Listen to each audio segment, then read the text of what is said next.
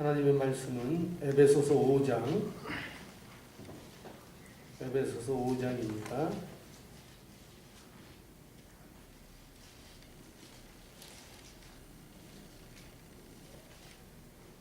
에베소서 5장 18절로 21절까지 말씀입니다.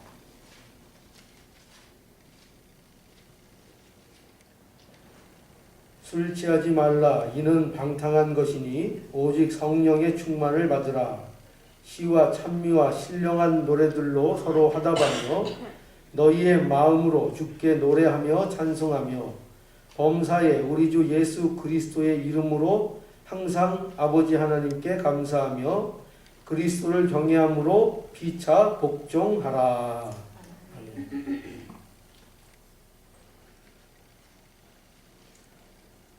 에베소서 5장 15절부터 21절의 말씀을 통해서 지혜로운 자의 삶, 지혜 있는 자의 삶이라는 주제를 가지고 하나님의 말씀을 증거하고 있습니다. 오늘은 그 성령 충만이라는 것을 오늘 본문이 얘기하고 있는데요. 오늘 그 18절에 보면 사도 바울은 지혜로운 자의 삶에 대해서 성령의 충만을 받으라 이렇게 말씀하고 있는 것을 보게 됩니다. 그리고 19절부터 21절에 보면은 그 성령 충만을 받은 결과에 대해서 이제 설명하고 있습니다. 그 19절부터 있는 내용들을 혹 이렇게 오해하시면 안 됩니다. 이렇게 하면 성령 충만을 받는다라는 그 성령 충만의 어떤 조건으로 19절, 20절에 이 내용이 있는 것이 아니고 성령의 충만을 받은 결과로서 이제 그것이 거기 거론되고 있다는 것을 우리가 생각해 봐야 되겠습니다. 우리가 앞에 15절과 16절에서는 그 지혜 있는 자의 삶의 핵심이 무언가를 살펴봤습니다. 그게 뭔가 하면 세월을 아끼라는 거죠. 세월을 아끼는 것이 여기 지혜 있는 자의 삶의 가장 핵심이 되는 내용입니다. 그런즉 너희가 어떻게 행할 것을 자세히 주의하여 지혜 없는 자 같이 말고 오직 지혜 있는 자 같이 하여 세월을 아끼라. 그죠? 그러니까 지혜 있는 자 같이 하는 게 뭐냐? 세월을 아끼는 것이다. 이렇게 말씀하고 있죠. 그래서 세월을 아끼는 것이 지혜 있는 자의 삶에 있어서 요구되는 것이기 때문에 그 세월을 아끼는 그 지혜가 있는 사람에게 이제 요구되는 것이 있는데 그게 뭐냐면 17절의 말씀이죠.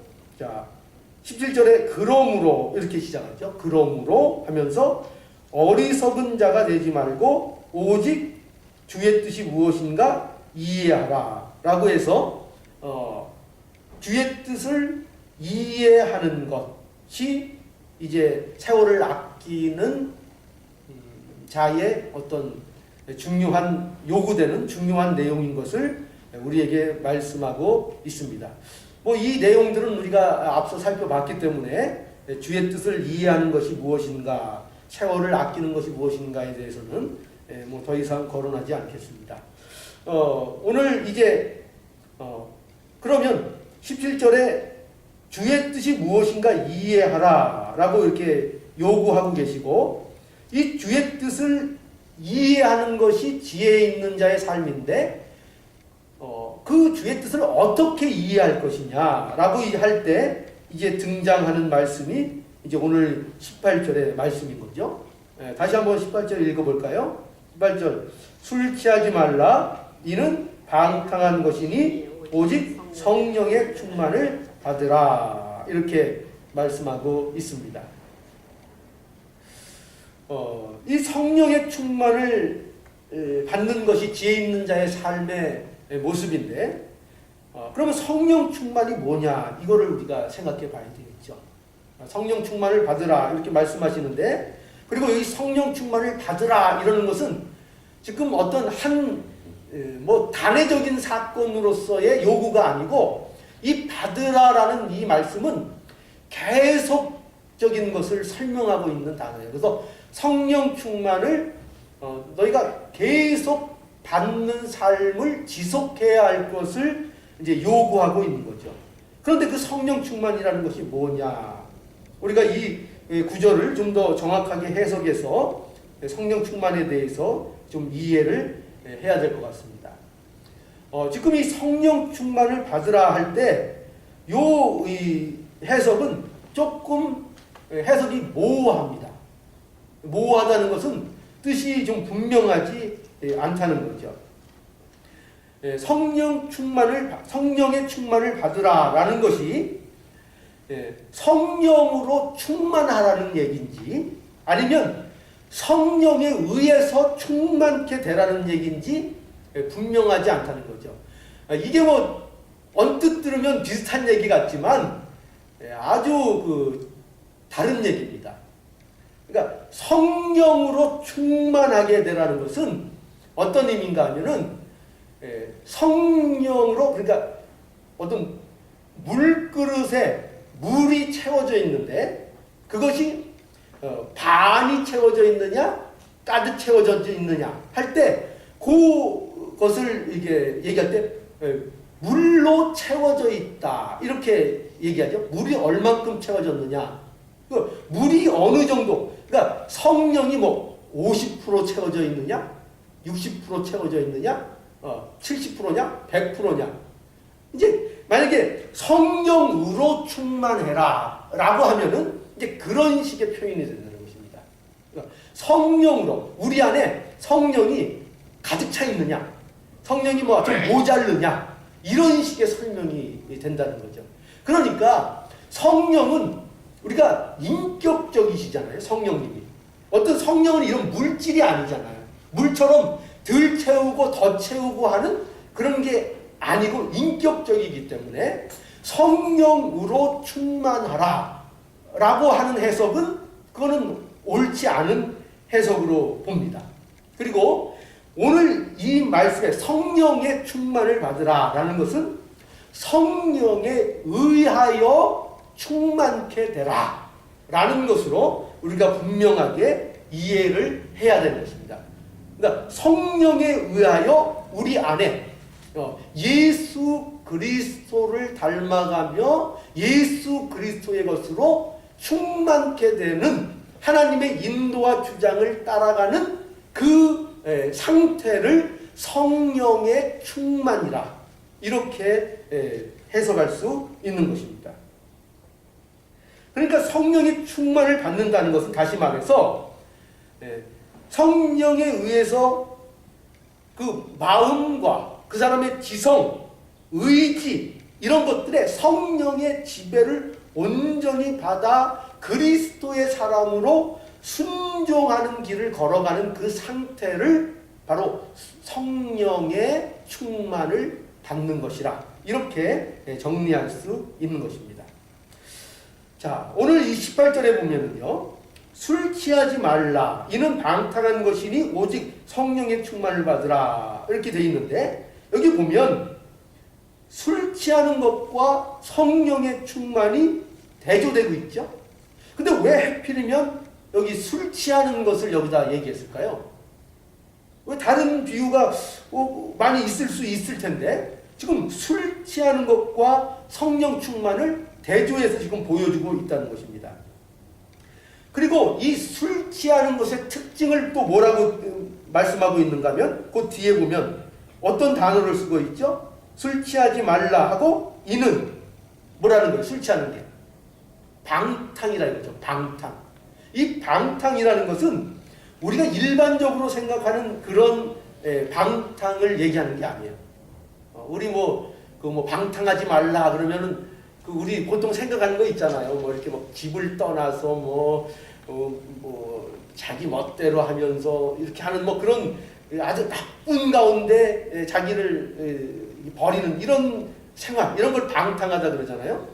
그런데 오늘 여기서 말하는 방탕은 그런 의미라기보다 어떤 의미인가 하면은 이 술과 관련을 져서 절제력이 없는 상태를 얘기하는 거예요. 절제력.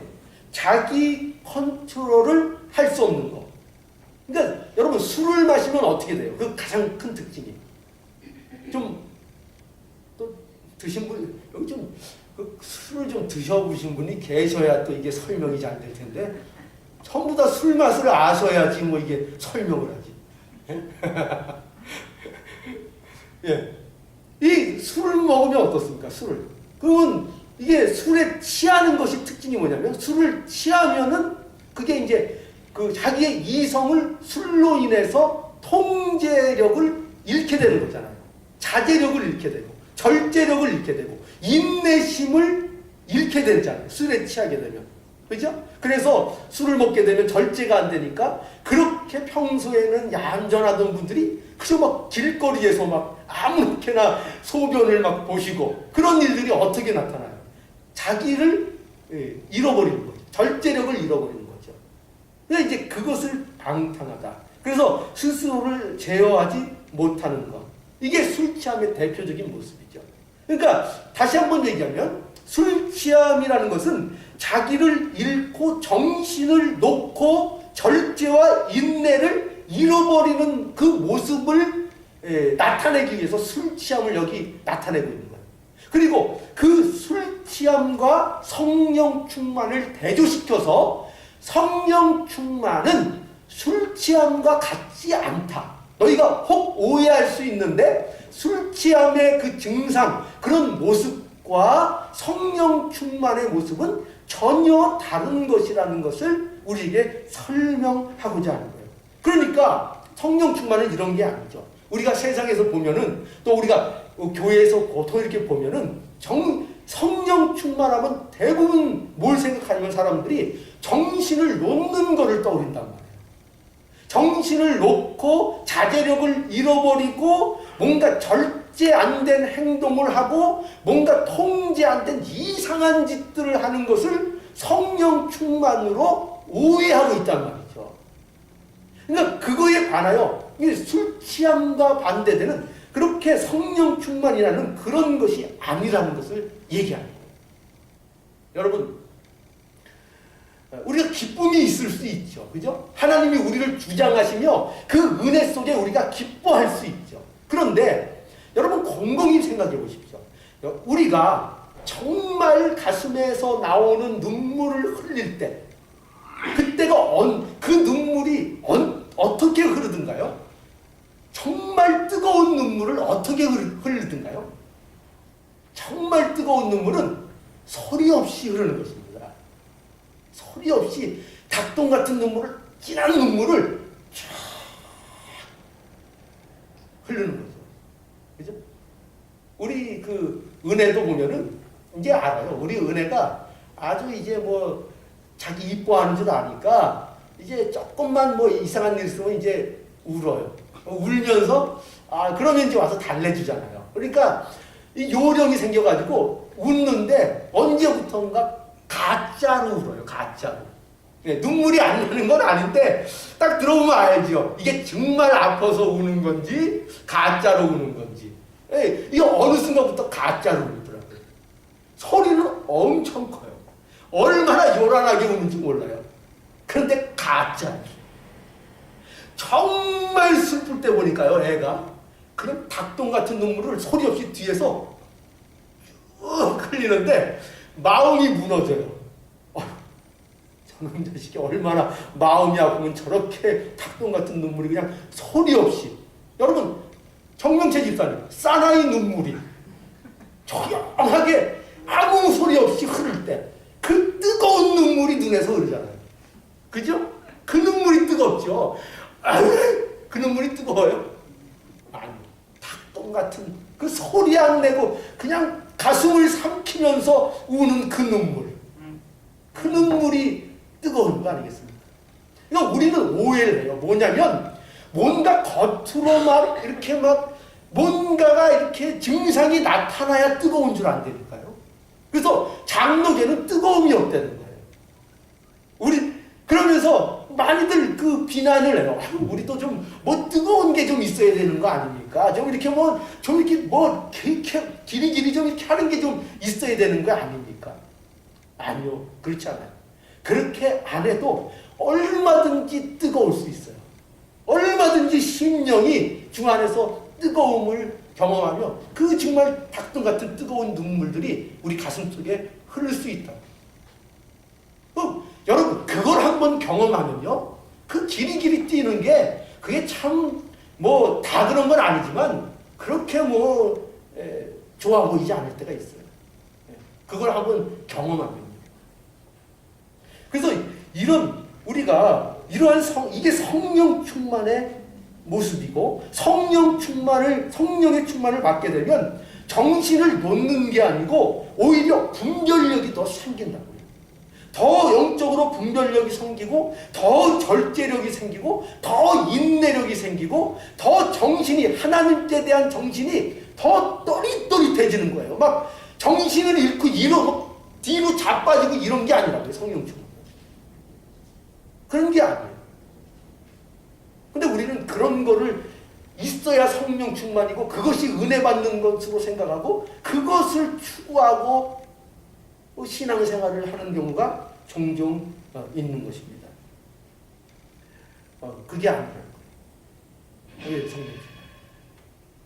그러니까 여러분, 어떤 다른 교단에서 이렇게 좀 오신 목사님들이 우리 교단 같은 데나 우리 교회 같은 데나 이렇게 보면은 이렇게 참 설교할 때 이제 적응이 잘 안 될 거예요. 그죠? 이분들이 도대체 말씀을 이해하고 계신 건지, 아멘을 하고 계신 건지, 진짜로. 그러나 우리는 아니죠. 우리는. 겉으로 표현은 안 되고 있어도 우리는 우리 마음속에 말씀으로 인하여 흐르고 있는 그 진한 흐르는 그 강물을 우리는 알죠. 우리는. 그러니까 그게 아무 문제가 안 되죠.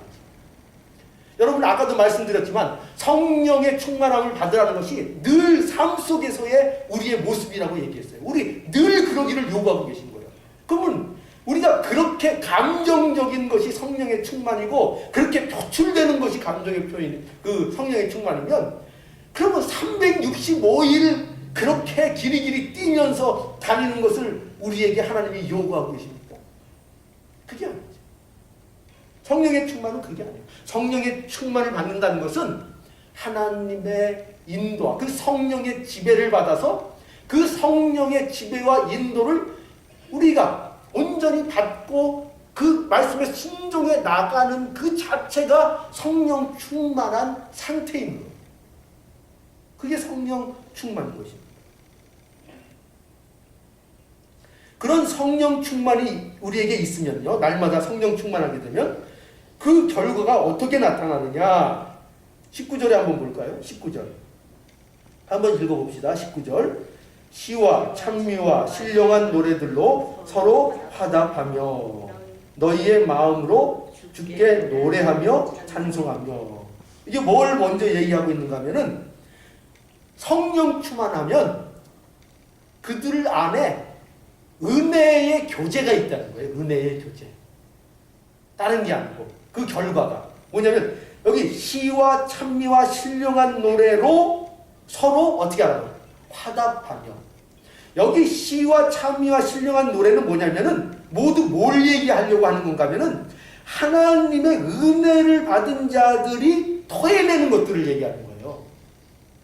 하나님의 은혜 받은 자들이 하는 시, 그들의 찬미, 하나님을 찬미하는 거잖아요. 그들이 부르는 신령한 노래, 그러니까 이 모든 것들은 하나님의 은혜를 경험한 자들이 토해내는 거예요. 근데 그것을 통해서 뭐가 이루어지냐? 서로 화답하라는 거예요. 서로, 서로 성도들끼리 그걸 가지고, 그 노래를 가지고 그 성도의 성도됨으로부터 우러나오는 그것을 통하여 서로 화답하고 서로 교제하는 거예요. 은혜의 교제. 이게 이루어진다는 얘기죠. 어떤 자들은 성령의 충만을 받는 자들이요. 이게 그 증거로 드러난다는 거예요. 이러한 교제가 저희들 안에 있기를 간절히 원합니다. 그 다음에 뭐가 있냐면 그 다음에는 이제 너희의 마음으로 주께 노래하며 찬송. 뭘 얘기하죠? 하나님을 찬송하게 된다는 거죠. 노래하며 찬송하며 찬송하게 된다는 거예요. 여러분, 찬송은요, 노래하고 찬송하는 것은 그냥 입으로만 하는 노래와 찬송을 얘기하는 게 아니에요. 지금 여기 뭐가 붙어 있느냐면 너희의 마음으로 주께 노래하며 찬송하며.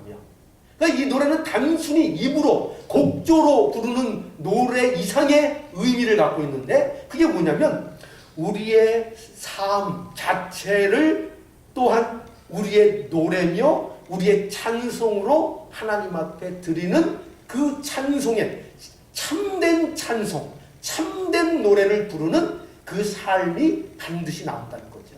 이 성령 충만의 결과로서. 과연 보세요. 우리의 삶이 찬양이 되고 있는가를 생각해 보셔야 돼요. 지금 내가 살고 있는 하루하루가 이게 찬양일까? 하나님 앞에 올려드리는 찬양의 멜로디를 그리고 있는가? 그 인생을 살고 있는가? 우리에게 말씀하고 있고 그런 삶이 반드시 이루어지고 그런 삶이 이루어질 때 우리의 입으로도 뭐가 나오죠? 이 찬송들, 마음으로부터의 찬송들이 터쳐져 나오게 돼 있는 거죠. 그러니까 여러분 찬송 열심히 부르시기 바랍니다. 예, 찬송 열심히 부르는 마음에서부터 나오는 그 열심으로 부르는 찬송은 성령 충만한 자의 증상입니다.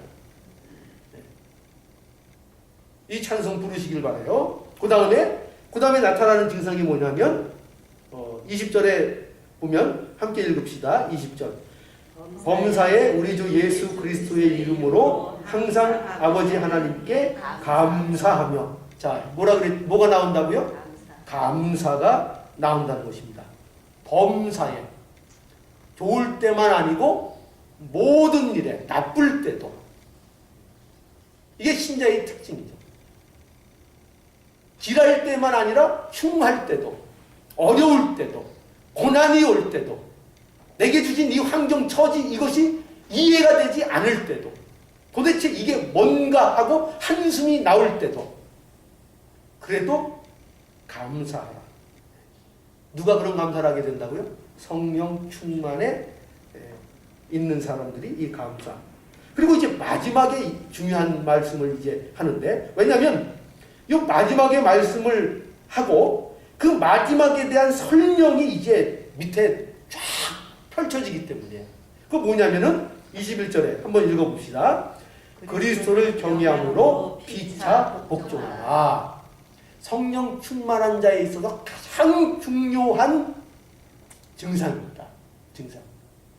우리는 그 여러 가지 중요한 것을 나열할 때 중요한 것을 여러분들은 어떻게 하시겠습니까?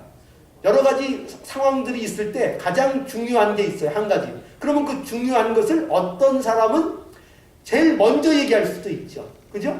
중요한 거니까 맨 먼저 얘기한다.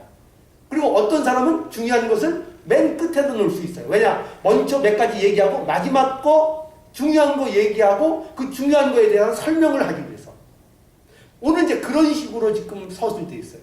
그 마지막에 그리스도를 경외함으로 피차 복종하라 라는 이 말씀이 성령의 충만을 받은 자의 삶 속에 가장 중요한 증상인 겁니다.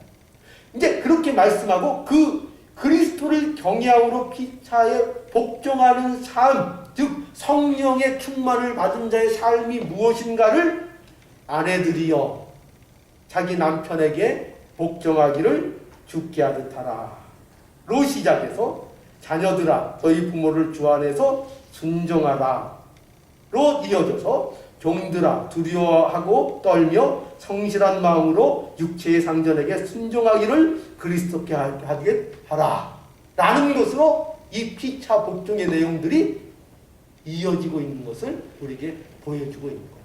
그러니까 이 피차 복종이 우리의 모든 삶의 영역에서 가정생활에서 직장생활에서 그리고 부모와 자녀 사이에서 인간관계 속에서 피차에 복종하는 것들이 바로 이 성령 충만한 자들의 삶 속에서 나타난다는 거죠. 그것이 성령 충만의 결과인 것입니다. 우리가 이것을 잘 다시 한번 생각해 보셔서 과연 우리의 삶이 성령의 충만함을 받으라는 이 명령에 합당한 삶을 살고 있는지를 잘 점검하고 하나님 앞에 기도하시는 우리의 모습이 되어야 되겠습니다. 자, 오늘 말씀 기억하시면서 이제 하나님 앞에 기도하고 간구하는 이 시간 잠시 갖도록 하겠습니다. 하나님